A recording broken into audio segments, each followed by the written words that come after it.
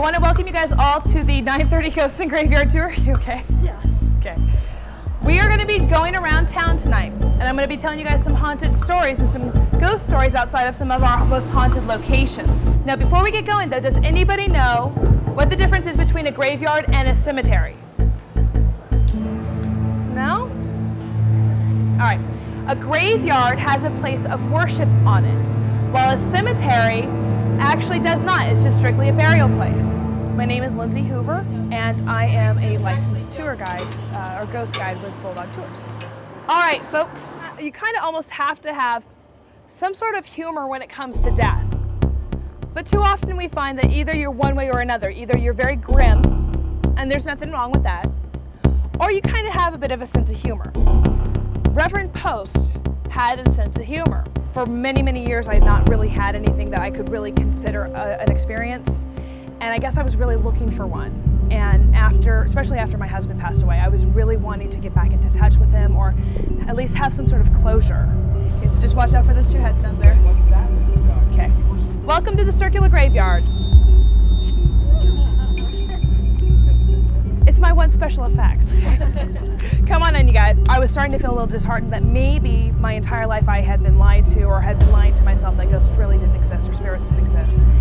And when I started working for this company and started doing this job, I started experiencing things, little at first, some severe things as well, that, if nothing else, made me a believer all the more, and even more stronger.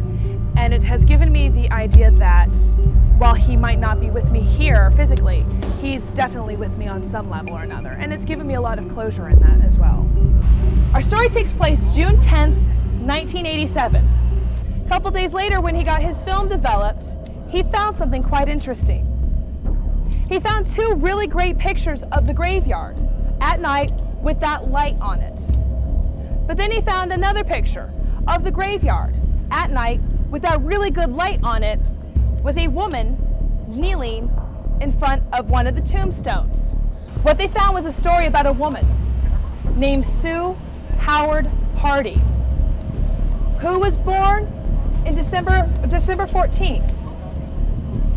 And on June 10th, 1888, 99 years to the day that that picture was taken, she was in labor.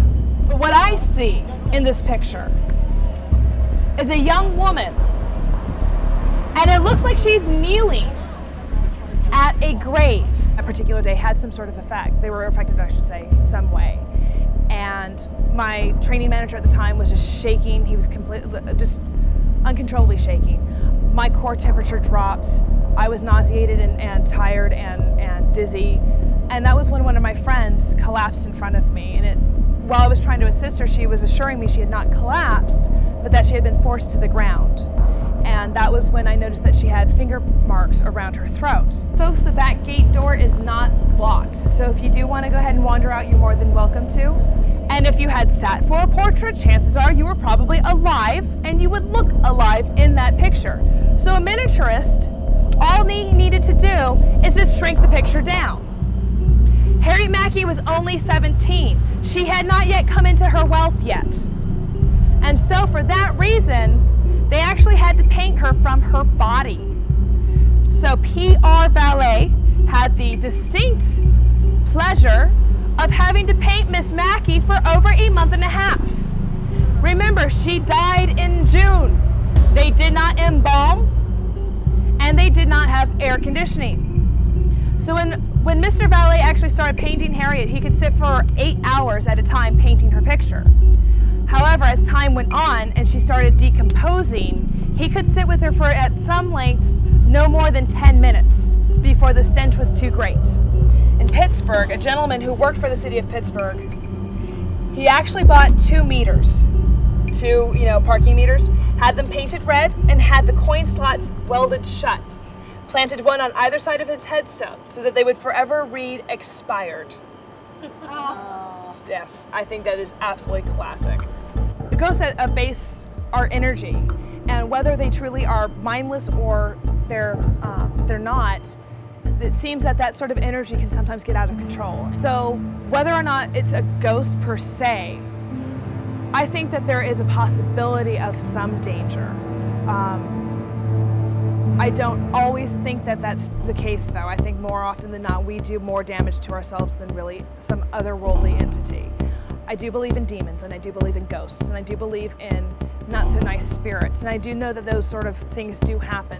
But as often as they're reported, I don't really truly think so.